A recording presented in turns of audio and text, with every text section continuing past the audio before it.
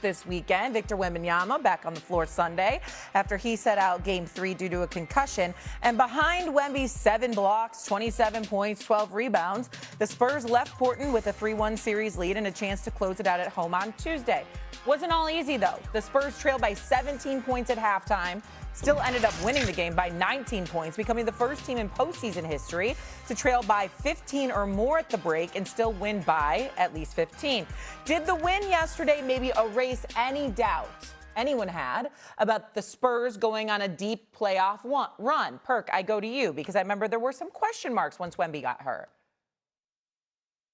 You damn right it did. And look, Shay, it was a lot of statements that were made over the weekend, right? When you think about Minnesota and what they doing to Denver, SGA and what he did down in Phoenix after being crucified about, getting fouled, with his the free throw merch and stuff like that. Obviously, Orlando doing some stuff.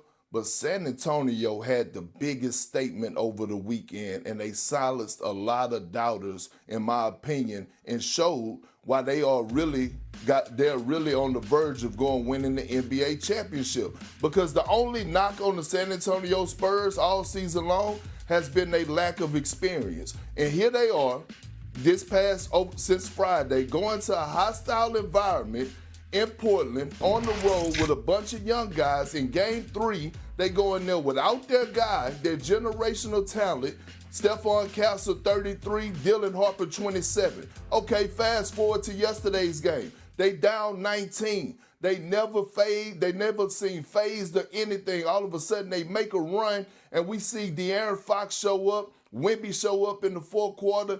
And what it showed me is that these guys are young, but they have old souls. And for them to pass that test on the road in the postseason, going into that hostile environment, dealing with some adversity, and still coming out 2-0, heading back to San Antonio, you damn right it erased all concerns concerning the San Antonio Spurs when it comes down to them being legit and possibly winning the NBA championship this year. I think this is a complete overreaction by Big Perk, Kendrick Perkins. I think he's doing it because he's addicted to his pick. He's got the San Antonio Spurs winning the championship. So, asking Big Perk this question is like asking him, is the sky is blue? It's like asking him, is Beaumont, Texas, his home? It's like asking him, did he mind sitting courtside with Tracy Morgan and the crew? Duh. We know what Perk's answer's going to be because it validates his point. And you know Perk don't want budge. His big ass, he ain't trying to move nowhere. Ain't nobody gonna move him either unless absolutely positively necessary. He got the Spurs winning the championship, so it's very, very predictable what he was going to say. The only thing that can move Perk is that wonderful, wonderful wife of his, because she's the boss. By the way, y'all don't know. And in case everybody don't know, she's the boss. Make no mistake about it, so he know better than that, okay? She the only one that can move him. Outside of that, ain't nobody moving Perk. This is where he gonna stand until the Spurs get knocked off. Here's my point. I don't blame you for feeling that way, my brother, because I was impressed that the Spurs did not look phased at all, down 17. They were like, it looked like they just said, you know what, let's just stop playing games. Let's just stop playing the games. But let's understand why they were able to do that. It's because it was against the Portland Trail Blazers. Now, we respect what we're seeing from the Portland Trail Blazers. We need to respect it. Scoot Henderson, I'm a fan. I'm a big-time fan. Obviously, I'm a big-time fan. And when Dame Dollar comes back next year, Dame time is in the building. It's going to be a little bit different. I can't wait to see Dame time back in the mix, especially with Scoot Henderson in that backcourt, because I'm thinking about Tyrese Maxey. I'm thinking about VJ Edgecombe. I'm thinking about what a star backcourt that is in Philadelphia for the future, and that's how I'm feeling about Portland, even though obviously Damian Lillard is older than all of them. We got that part. But the point is, it is the Portland Trail Blazers. They're not ready yet. We understand that. They're a good young team. They got talent. They're feisty. They can come at you. But they ain't ready for this. San Antonio's a different level. We got to understand that. San Antonio was not going up against an OKC, even though they beat them 4 out of 5 times in the regular season this year. They're not going against an OKC or somebody like that. They're not going against a Boston. They're going against the Portland Trail Blazers. Portland ain't ready yet. They're not ready for this moment. You got to go through your growing pains. That's what they're doing right now. And that's why I'm saying it's an overreaction on Big Perk's part. Big Perk is acting like what they did. You know what? They'll do that against anybody. They ain't outscoring just anybody by 38 points in the second half. It's not about the win. They outscored Portland by 38 points. They were getting blown away in the first half and blew them out in the second half. It don't go down like that under normal circumstances. Perk knows better. He's just not going to admit it because that immovable object that he is not going to budge. Oh, God. That's all this is about, y'all. That's all this is about. Perk, you can defend yourself. Go ahead. Get back at him. No, Shay, this is not about my pick. Look, don't listen to SA. I've been having this been my big brother for the last 7 years. I know what he's doing right now. I ain't taking the bait. Damn it, I'm standing on this. You want to know why? Because it's not what you do, it's how you do it. And SA, last time I checked, Drew Holiday, who's a two-time champion, is over there in that Portland locker room. Robert Williams, who's from Boston, who was traded from Boston, is over there. A guy that had an effect on the game in Game 3.